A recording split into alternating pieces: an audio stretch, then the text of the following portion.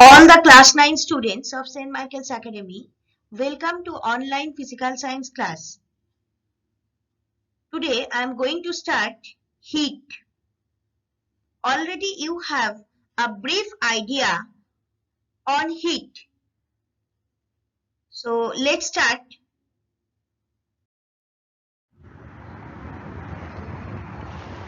Now, calorimetry.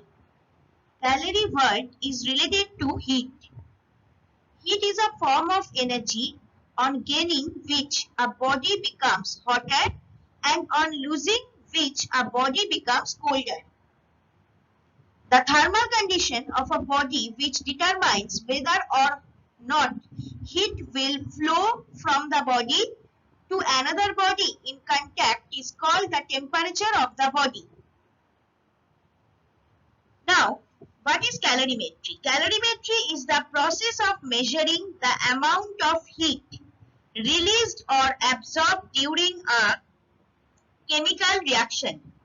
By knowing the change in heat, it can be determined whether or not a reaction is exothermic, that is releases heat, or endothermic, that is absorbs heat. Here I have given one diagram of calorimeter. Calorimeter is an apparatus. By this apparatus we can measure the heat.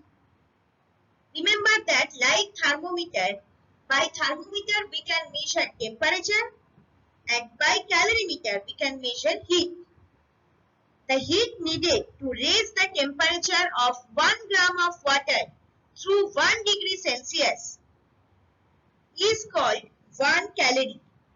In CGS system, heat is measured by calorie. As heat is a form of energy, so heat is measured in the unit of energy also. That is, heat is expressed in joule. It is the SI unit of heat.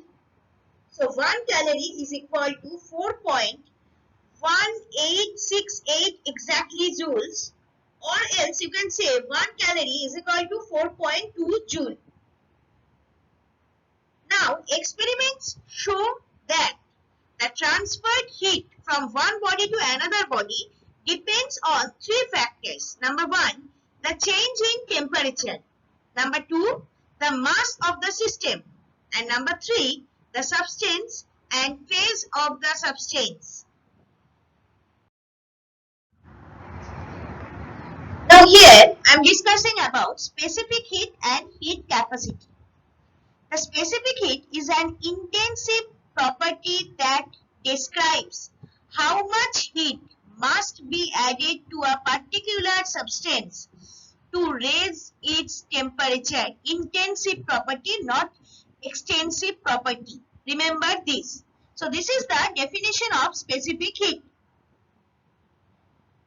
Now, in the CGS system, the unit of specific heat is calories per gram per degree Celsius. And in the SI system, it is joule per kilogram per degree Kelvin. After that, I have written one equation. That's the most important equation in heat chapter. That is Q is equal to MST, where Q is equal to amount of heat, M is equal to mass of the body, S is equal to specific heat, and T is equal to temperature. How to prove this? If S be the specific heat of a substance, then we can write from the definition of specific heat that 1 unit mass of a substance for 1 degree rise or fall of temperature will absorb or give out S units of heat, because S is the specific heat. Therefore, M unit mass of the substance for T rise or fall of temperature will absorb or give out MST units of heat, and that is only Q, quantity of heat. So Q is equal to M into S into T, proved. Next one, heat capacity.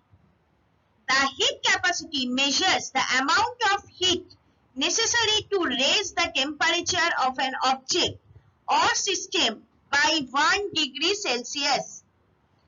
Maybe heat capacity is not in your book, but then also I have given because it is correlated with specific heat.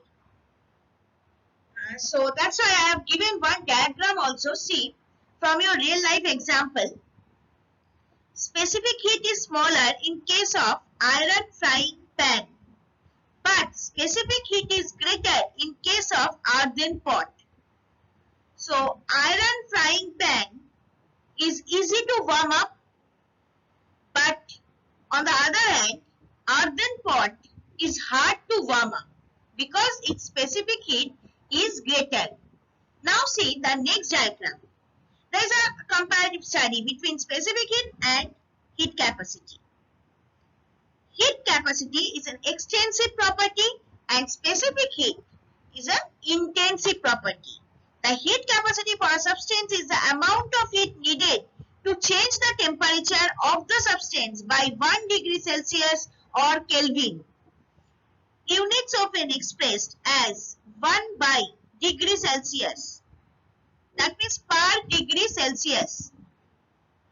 Specific heat. The specific heat for a substance is the amount of heat needed per mass needed. That means 1 gram like this to raise the temperature of the substance by 1 degree Celsius or Kelvin. It is an intensive property. Now, water has a higher heat capacity than sand. So, it requires more energy to be heated. This is why the ocean is always cooler than the sand on a beach. Now, another one important thing of heat, that is principle of calorimetry. Principle of calorimetry states that if there is no loss of heat in surrounding, the total heat lost by hot body equal to the total heat gained by a cold body. See the diagram, most important diagrammatic presentation I have given over here. It will be required when we will do the sum. Two bodies M1 and M2. Heat is flowing through to M2 from M1. Okay. So initial temperature is T1 and final temperature is T2. And the equal temperature is T in both cases. Now heat lost by hot body, that is first body, is equal to heat gained by cold body, that is second body, according to the principle of calorimetry. That means Q1, that means heat of the first body is equal to Q2. That means total amount of heat of the second one equal to Q. Q is the equal amount of heat in both bodies. Now the next one, M1 into C1 into T1 minus T. From where it has came? In the previous slide, I told you Q is equal to MST. So Q1 is equal to M1. That means mass of first body. C1 is equal to here specific heat of the first body. And T1 is the initial temperature. From here, it will reach to T. Suppose this hot body's temperature is suppose 15 degree and cold body's temperature is ultimately means final temperature is you just guess it, it is 9 degree and T, that means equal temperature will be suppose 6 degree. So that is T1 minus T equal to M2, that means mass of the second body into C2, that means specific heat of the second body into T minus T2. That is 6 degree, not sorry, that will be 10 degree. You just remember this. So T minus T2, that is second body.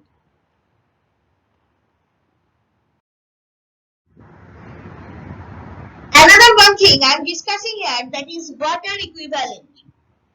It is also not in your book, but please read it because it is very, very important and it is also correlated with heat capacity.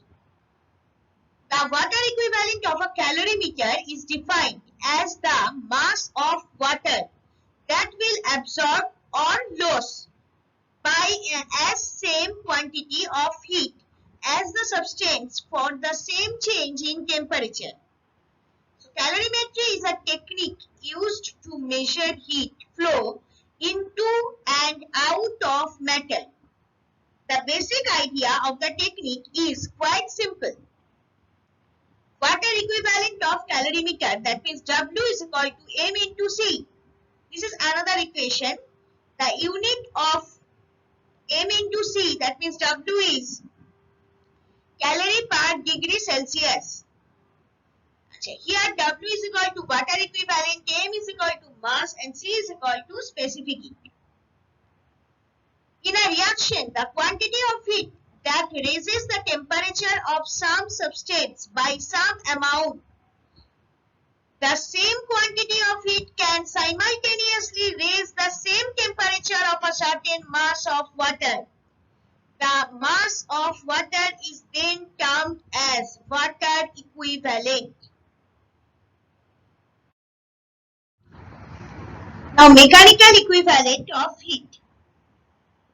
Actually, work may be fully converted into heat, and whenever mechanical energy is fully transformed into heat energy, the heat so obtained is directly proportional to the work done. That means, if W be the work and H be the mechanical work done and corresponding heat produced, then from Joule's law we can get that W varies as H, or W is directly proportional with H. That means work is directly proportional with heat energy that is produced. Or we have to take one constant. That constant here is J. J for Joule, or J is equal to W by H. Now, in the history of science, the mechanical equivalent of heat states that motion and heat are mutually interchangeable, and that in every case a given amount of work would generate the same amount of heat, provided the work done is totally converted to heat energy. I am giving you one example. When work is converted into heat, suppose you are running, you are walking. Obviously, that means your body temperature is increasing. Ultimately, your body heat is increasing. So, this is an example where work is completely changes actually to heat. Now, that is called mechanical equivalent of heat. So, mechanical equivalent of heat is the work done to produce unit quantity of heat. In SI system, the units of both work and heat are measured by same unit Joule. So, in this system, J has no unit and its value is 1. But in CGS system, the value of J is 4.2 into 10 to the power 7 R per calorie, or 4 Joule per calorie. Now, see the diagram carefully. It's a very rare diagram, but I have given you. That is, experiment carried out by the English brewer James Prescott Joule. That particular experiment only he has done, and he has concluded this thing. See, one beaker is there, closed beaker, water is there, paddles is there, paddle. One weight is connected to the paddle, and one thermometer for measuring the temperature has been inserted into the drum.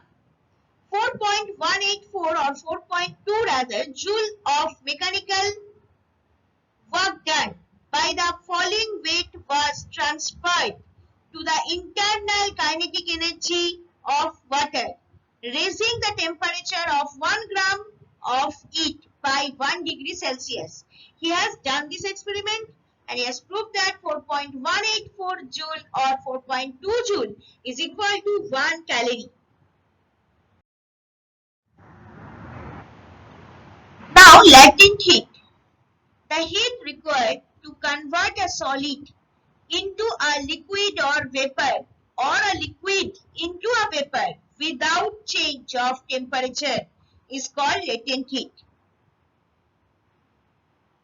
For example, when a pot of water is kept boiling, the temperature remains at 100 degrees Celsius or 212 degree Fahrenheit until the last drop evaporates, because all the heat being added to the liquid is absorbed as latent heat of vaporization and carried away by the escaping vapor molecules. Okay. So like this, I'm telling you, see the diagram, you will understand better. First, see the second diagram. From ice to water, ice is melting, but temperature of ice is 0 degree. When it is completely melted to water, temperature of that water first will be only 0 degree. That means there will be no temperature change. There will be only heat change, and that quotient heat is 80 calories per gram. If or when ice will convert to water, 80 calorie heat will be gained, and when water will be converted to ice, 80 calorie heat will be lost. Same here, when at 100 degrees Celsius, temperature, water will be converted to vapor.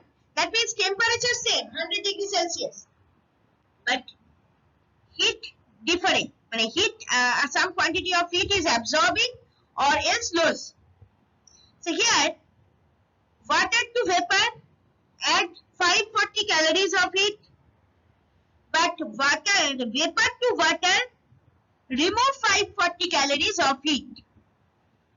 See the previous diagram, diagrammatic structure it is solid liquid conversion, interconversion, and liquid to vapor interconversion. Latent heat of sublimation given by arrow from solid to vapor, because there are some substances where liquid state is not there. Suppose camphor you can take. From solid state, it will go to vapor directly. No liquid state is there. There, latent heat of sublimation will come. But when solid to liquid, liquid to solid, that is latent heat of fusion, latent heat of condensation, latent heat of vaporization. Like these 4 terms are there. I am discussing soon. Now, different types of latent heat. 4 types of latent heats are there. One is latent heat of fusion, latent heat of solidification, latent heat of vaporization, and not the least, latent heat of condensation. So latent heat is a form of internal or potential energy stored by evaporated or melted water. At 0 degrees Celsius, liquid water has 334 joule per gram more energy than ice at the same temperature. This energy is released when the liquid water subsequently freezes, and it is called the latent heat of fusion. Heat liberated by a unit mass of liquid as its freezing point when it solidifies. Heat of transformation, latent heat. Heat absorbed or radiated during a change of phase at a constant temperature and pressure. That is called heat of solidification. That means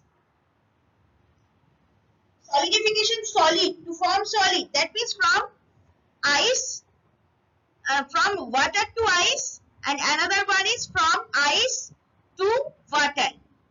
From ice to water is called latent heat of fusion. From water to ice is called latent heat of solidification. Now, latent heat of vaporization is a physical property of a substance. It is defined as the heat required to change 1 mole of liquid as its boiling point under standard atmospheric pressure. It is expressed as kg per mole or kJ per kg. The heat of vaporization of water is about 2260 kJ per kg, which is equal to 40.8 kJ per mole. Latent heat of vaporization means water to vapor. Now, vapor to water is called latent heat of condensation. Latent heat of condensation is energy released when water vapor condenses to form liquid droplets.